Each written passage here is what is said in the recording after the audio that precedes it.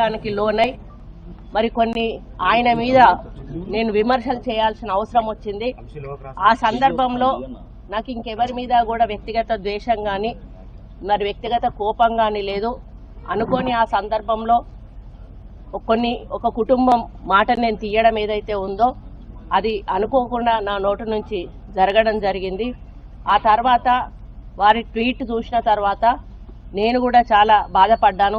ఎందుకంటే ఏ విషయంలో నేనైతే బాధపడతా ఉన్నానో ఆ విషయంలో నేను ఇంకొకరిని నొప్పించాను అని తెలిసి రాత్రి వెంటనే మరి దాన్ని వెనక్కి తీసుకుంటూ నేను ట్వీట్ చేయడం జరిగింది. కాబట్టి నాకు జరిగిన అవమానం, నేను పడ్డ బాధ ఇంకొకరు పడకూడదు అనేటువంటి ఒక ఆలోచనతోటి నేను బేషరతుగా దాన్ని వెనక్కి తీసుకోవడం జరిగింది.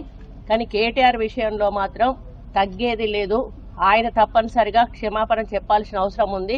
ఆయనే చేసేదంతా చేసి ఈరోజు నన్ను క్షమాపణ చెప్పాలి అని డిమాండ్ చేయడం ఏదైతే ఉందో మరి దొంగ అని తనే దొంగ అని అరిచినట్టుగా ఉంది. ఆ విషయంలో మాత్రం ఎట్టి పరిస్థితుల్లో కూడా వెనక్కి తగ్గేది లేదు.